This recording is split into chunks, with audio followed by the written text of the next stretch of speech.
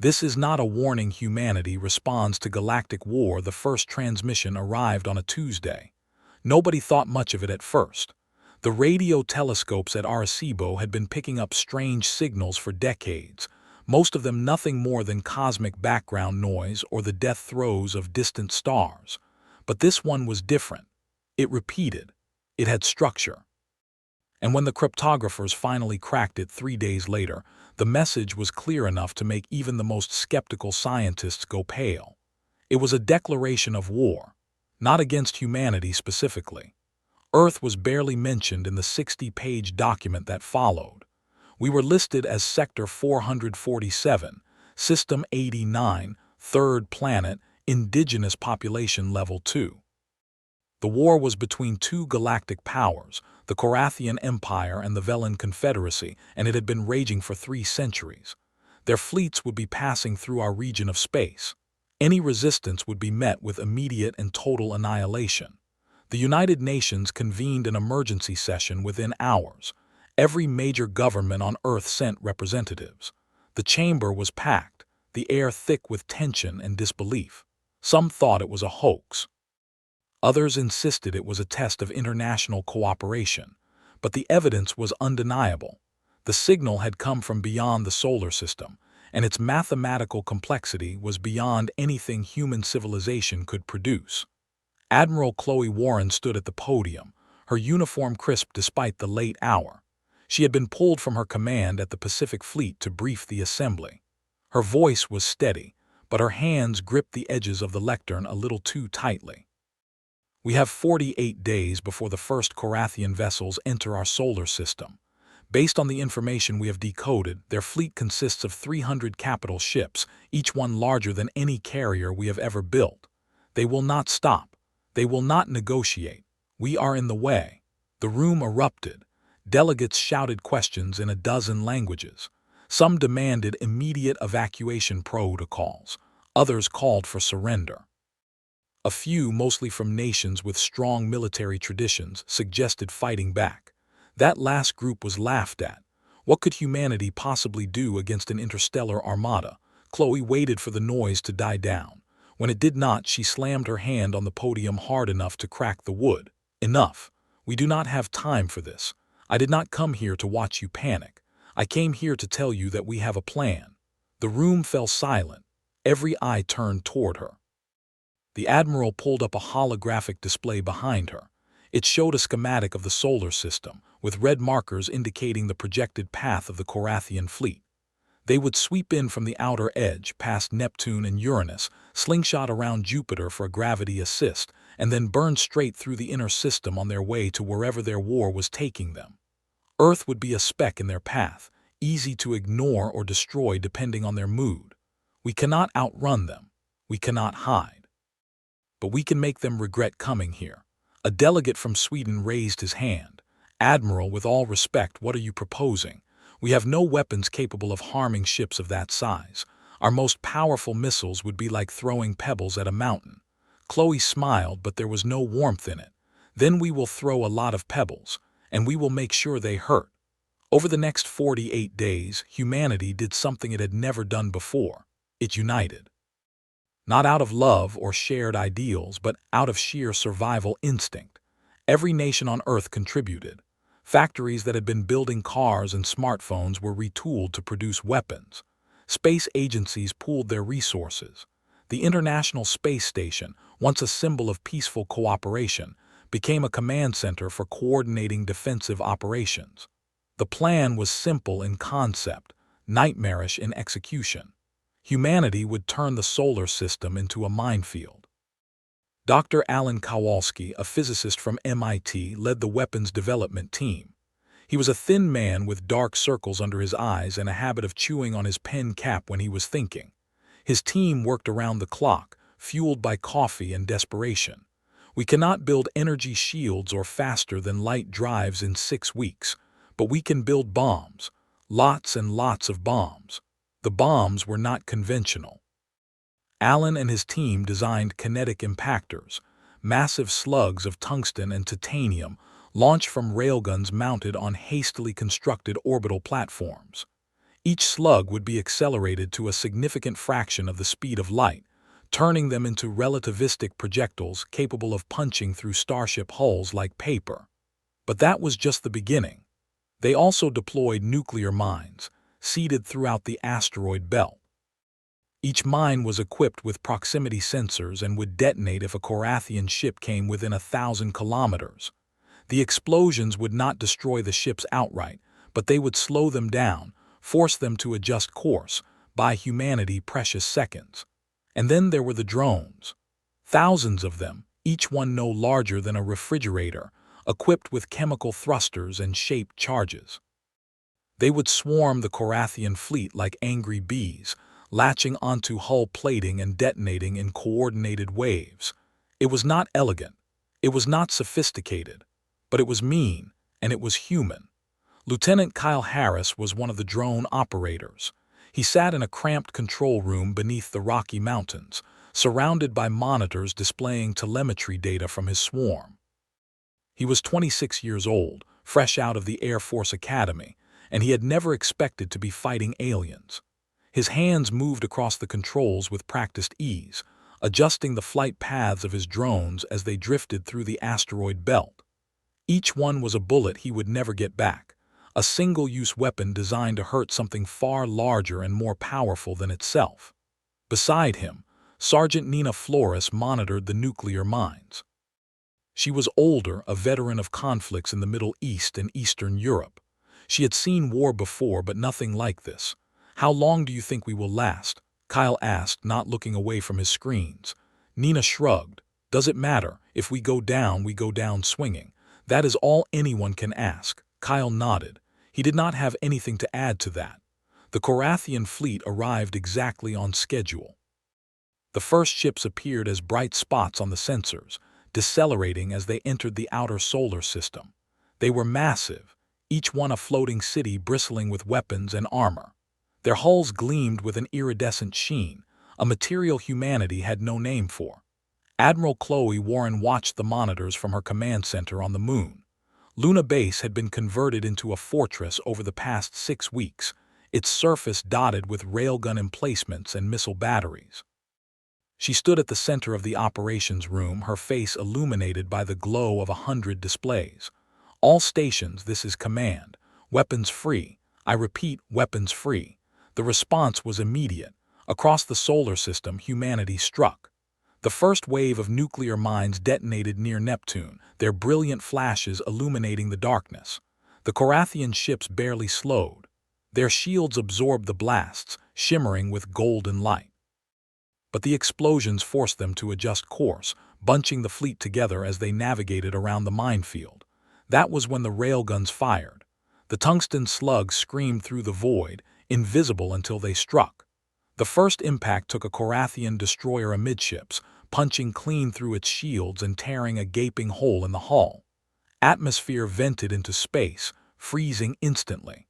The ship listed to one side, its engines sputtering. More slugs followed, a relentless barrage that turned the void into a shooting gallery. The Korathian fleet returned fire, their energy weapons lancing out in brilliant beams of coherent light. Orbital platforms exploded, vaporized in seconds, but for every platform destroyed, 2 more opened fire. Kyle launched his drones. They streaked toward the Korathian fleet like a swarm of metallic insects, their thrusters burning bright. The aliens tried to shoot them down, their point defense systems tracking the tiny targets, but there were too many. The drones slipped through, latching onto hulls and burrowing into seams and joints. Detonation in 3, 2, 1. The shaped charges went off in perfect synchronization. Dozens of Korathian ships shuddered as explosions rippled across their hulls. Armor plating buckled. Systems failed. One cruiser lost its primary reactor, its lights flickering before going dark entirely. The Korathian fleet adapted quickly. They began jamming the drone control signals, forcing Kyle to switch to autonomous mode. The drones became dumber, easier to shoot down, but they kept coming. For every 10 destroyed, 1 got through. Admiral Chloe Warren allowed herself a grim smile. It was working, not perfectly, not cleanly, but it was working. The Korathians sent a message. It was terse, transmitted in the same mathematical language they had used before. They demanded humanity stand down immediately. Any further aggression would result in the complete sterilization of Earth. Chloe read the message, then deleted it without responding. She had nothing to say to them. The Korathian fleet pressed forward. They reached Jupiter 3 days later, battered but intact. By then, humanity had lost half its orbital platforms and most of its nuclear mines. The asteroid belt was a graveyard of shattered drones and spent railgun slugs. But the Korathians had lost 37 ships, 37 vessels that would never reach the front lines of their war, 37 casualties inflicted by a species they had dismissed as primitive. The second wave of attacks came as the Korathians slingshot around Jupiter. Hidden among the moons of the gas giant were more railgun platforms, these ones equipped with experimental plasma warheads designed by Dr. Alan Kowalski. The warheads were unstable, prone to detonating prematurely, but when they worked, they were devastating. Alan watched the data stream in from his lab on Earth. His hands were shaking. He had not slept in 2 days. Come on. Work, you stubborn piece of junk. The first plasma warhead struck a Korathian battleship dead center. The explosion was blinding, a miniature sun that engulfed the ship and 3 of its escorts. When the light faded, there was nothing left but debris. Alan let out a whoop of triumph, punching the air. His team joined in, their exhaustion forgotten in the moment of victory, but the celebration was short-lived. The Korathians changed tactics. They stopped advancing in a tight formation and spread out, making themselves harder targets. Their fleet split into smaller battle groups, each one moving independently. It was a smart move, and it cost humanity dearly. The railgun platforms could not track so many targets at once. Plasma warheads were too slow, too easy to evade. By the time the Korathians reached Mars, humanity had exhausted most of its heavy weapons. What remained were the drones, the mines, and a few scattered missile batteries. It was not enough, or so the Korathians thought. Admiral Chloe Warren had one card left to play. It was a desperate gambit, something she had held in reserve because it was as dangerous to humanity as it was to the Korathians. She called it Operation Last Stand. The plan was simple. Humanity would detonate every remaining nuclear weapon in its arsenal simultaneously, creating a cascade of electromagnetic pulses that would fry the electronics of any ship within 100,000 kilometers.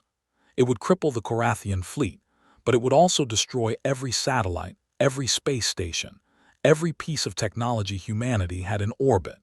It was a scorched earth strategy. If humanity could not win, it would make sure the Korathians paid dearly for their victory. Chloe gave the order. All units initiate Operation Last Stand. May whatever gods you believe in have mercy on us. The nuclear warheads detonated in a synchronized burst, a chain reaction that lit up the solar system like a string of firecrackers. The electromagnetic pulses rippled outward, invisible but devastating. Korathian ships went dark, their shields failing, their weapons offline. Dozens of vessels collided with each other, unable to maneuver. Others simply drifted, dead in the water, but the pulse also hit Earth. Every city on the planet went dark, power grids collapsed, communications networks failed. The world was plunged into chaos. Lieutenant Kyle Harris sat in his darkened control room, the only light coming from the emergency backup generators. His monitors were dead, his drones unresponsive. He leaned back in his chair and closed his eyes. "Did we win?" he asked. Nina Flores checked her instruments, the ones that still worked. "I do not know, but we hurt them, that is something." The Korathian fleet limped away. Nearly half their ships were destroyed or disabled. The survivors retreated to the outer solar system, licking their wounds. They sent one final message before they left, this one addressed directly to humanity. "You have been marked. Your species will be remembered. When this war is over, we will return and we will finish what we started." Admiral Chloe Warren read the message and laughed. It was a bitter, exhausted sound, but it held a note of defiance. "Good, let them come. Next time we will be ready." The war had cost humanity dearly. The planet was in ruins, its infrastructure shattered. Millions had died in the chaos that followed the electromagnetic pulse, but humanity had survived. And more than that, it had proven something to the galaxy. Humanity was not prey. It was not a speed bump on the way to someone else's war. It was a force to be reckoned with. In the months that followed, the nations of Earth began to rebuild. But this time they did not rebuild what had been lost. They built something new, something stronger. Dr. Alan Kowalski was appointed head of the newly formed Solar Defense Initiative. His task was simple: prepare for the inevitable return of the Korathians. He threw himself into the work with the same manic energy he had shown during the first battle. We need better weapons, faster ships, stronger shields, and we need to figure out how the Korathians travel faster than light. If we can crack that, we can take the fight to them. His team worked around the clock, reverse engineering Korathian technology from the wreckage scattered across the solar system. It was slow, painstaking work. The alien ships were built with materials and principles humanity barely understood. But piece by piece, they made progress. Within a year, humanity had its first faster-than-light prototype. It was ugly, a hodgepodge of human and alien tech held together with duct tape and prayers, but it worked. Admiral Chloe Warren stood on the bridge of the prototype, now christened the Defiance. She was older now, her hair streaked with gray, but her eyes were as sharp as ever. "Take us out. Let us see what this thing can do." The Defiance leaped forward, crossing the distance to Alpha Centauri in minutes. It was a small step, but it was a step. Humanity had entered the galactic stage, not as victims but as players. Word of humanity's stand against the Korathians spread through the galaxy. Some species saw it as a fluke, a lucky break that would never be repeated. Others were more cautious. A few, like the Velan Confederacy, reached out with offers of alliance. The Velans were a cautious species, bird-like in appearance with iridescent feathers and sharp, intelligent eyes. They had been fighting the Korathians for centuries and were desperate for any advantage. Ambassador Lyra Venin arrived on Earth 6 months after the battle. She was tall, elegant, and spoke with a melodic accent that made even mundane statements sound like poetry. She met with the leaders of Earth in the rebuilt United Nations headquarters in Geneva. "Your species impressed us. The Korathians have crushed countless civilizations without breaking stride. Yet you stood against them and made them bleed. We would like to know how you did it." Admiral Chloe Warren, now promoted to Director of Galactic Affairs, met Lyra's gaze without flinching. "We did it because we had no choice, and because we refused to die quietly." Lyra tilted her head, a gesture that seemed both amused and approving. "Then perhaps there is hope for this galaxy yet." The alliance between humanity and the Velans was formalized within weeks. In exchange for military support, the Velans provided humanity with access to their technology and knowledge of the galaxy. It was a partnership born of necessity, but it quickly grew into something more. Humanity's fleets grew. Ships were built not just to defend Earth, but to carry the fight to the Korathians. The new vessels were sleek and deadly, armed with weapons that combined human ingenuity with alien precision. Lieutenant Kyle Harris, now Captain Kyle Harris, commanded one of those ships. The Retribution was a frigate, fast and heavily armed. It was the kind of ship that punched above its weight, designed to harass and disrupt rather than stand and slug it out. He stood on the bridge, watching the stars streak past as the ship dropped out of faster-than-light travel. They were deep in Korathian space now, far from Earth, far from safety. "All stations report," Kyle said, his voice calm despite the adrenaline coursing through his veins. Nina Flores, now his executive officer, checked her console. "Weapons hot, shields at full. We are ready." Kyle nodded. "Then let us remind them why they should have left us alone."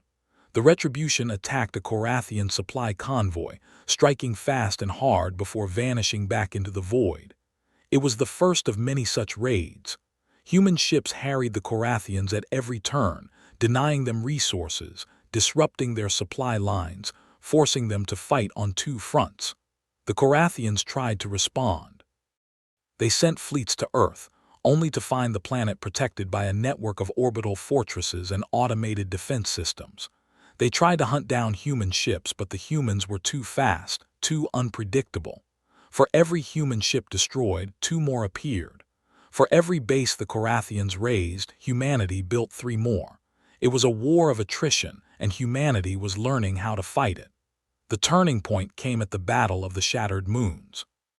The Korathians had fortified a system near the galactic core, turning it into a staging ground for their offensives. The Velans had tried to take it 3 times and failed each time. Humanity offered to try. Admiral Chloe Warren herself led the assault, commanding a fleet of 50 ships. It was the largest force humanity had ever fielded, and it was still dwarfed by the Korathian defenses. But humanity did not fight like the Velans. It did not fight like any species the Korathians had faced before. The human fleet split into a dozen smaller groups, each one attacking from a different vector. They used decoys, false signals, anything to confuse and divide the Korathian forces, and when the defenses were stretched thin, they struck with everything they had. The battle lasted 6 hours. When it was over, the Korathian fortress was a smoldering ruin, and humanity had lost only 12 ships. It was a stunning victory, one that sent shockwaves through the galaxy. Chloe stood on the bridge of the Defiance looking out at the wreckage. Her fleet was battered but intact. She allowed herself a small smile. Send a message to the Korathian High Command. Tell them this is not a warning, this is a promise. If they want to keep fighting, we will keep bleeding them. If they want peace, they know where to find us. The Korathians did not respond, not with words anyway. But over the following months, their offensive slowed. Their fleets became more cautious. They began to avoid systems where human ships were known to operate. The Velans took notice. So did the other species caught in the crossfire of the war. Slowly, tentatively, they began to reach out to humanity, seeking alliances, offering trade, sharing knowledge. Humanity had arrived on the galactic stage not as a supplicant, but as a power, and the galaxy would never be the same. Years later, Dr. Alan Kowalski sat in his office, surrounded by blueprints and equations. He was older now, his hair completely gray, but his eyes still held that same fierce intensity. A young engineer knocked on his door holding a data pad. "Doctor, we just received word from the Velan Science Council. They want to collaborate on the new shield generator project." Alan looked up, a grin spreading across his face. "Tell them yes. And tell them we are going to build something that will make the Korathians wish they had never heard of Earth." Captain Kyle Harris stood on the observation deck of the Retribution, watching Earth spin slowly below. The planet was whole again, its cities rebuilt, its scars fading, but it was different now. Harder, wiser. Nina joined him, her hands clasped behind her back. "Do you think they will come back?" she asked. Kyle shrugged. "Maybe, probably, but if they do, we will be ready. And this time we will not just hurt them, we will win." Nina smiled. "That is the spirit." Admiral Chloe Warren retired from active duty at the age of 67. She had spent 20 years fighting the Korathians, first in defense of Earth, then as part of the Velan coalition. She had seen more battles than she could count, lost more friends than she cared to remember. But she had also seen humanity rise from the ashes. She had watched it become something greater than it had ever been before. On her last day, she stood in front of a crowd of young officers, the next generation of leaders. They looked at her with a mixture of awe and respect. She cleared her throat, uncomfortable with the attention. "I'm not going to give you some grand speech about duty or honor. You have heard all that before. What I will tell you is this. The galaxy is a dangerous place. It is full of species that see us as weak, as easy prey. Do not let them be right. Show them that humanity is not something to be trifled with. Show them that we do not back down. Show them that when we say something, we mean it." She paused, looking out at the sea of faces. "This is not a warning. This is who we are." The crowd erupted in applause. Chloe smiled, then turned and walked away, leaving the future in their hands. The war with the Korathians continued for another decade, but it was a different war now. The Korathians no longer saw humanity as a minor annoyance. They saw it as a threat. And that made all the difference. Eventually, the Korathian Empire sued for peace. The treaty was signed on neutral ground, witnessed by representatives from a dozen species. Humanity emerged from the war battered but victorious, its place in the galaxy secured. But humanity did not rest. It continued to build, to explore, to push the boundaries of what was possible. New colonies sprang up on distant worlds. New alliances were formed. And always, humanity remembered the lesson it had learned in those desperate 48 days. It was not enough to survive. Humanity had to thrive. It had to be strong, because the galaxy was full of dangers and humanity could not afford to be weak. Decades passed. Earth became a hub of galactic trade and diplomacy. Human ships were a common sight in every corner of the galaxy. The species that had once dismissed humanity now sought its favor. And when the next great crisis came, when a new threat emerged from the depths of unexplored space, it was humanity that stood at the forefront of the defense. Not because it had to, but because it could. Because it had proven beyond any doubt that it belonged. The message the Korathians had sent all those years ago, the one declaring war, was preserved in a museum on Earth. People came from all over the galaxy to see it, to read the words that had started it all. And next to it, displayed in letters 3 feet tall, was humanity's response. This is not a warning. This is a promise. We will not be erased. We will not be forgotten. And if you try to destroy us, we will make you regret it. The end.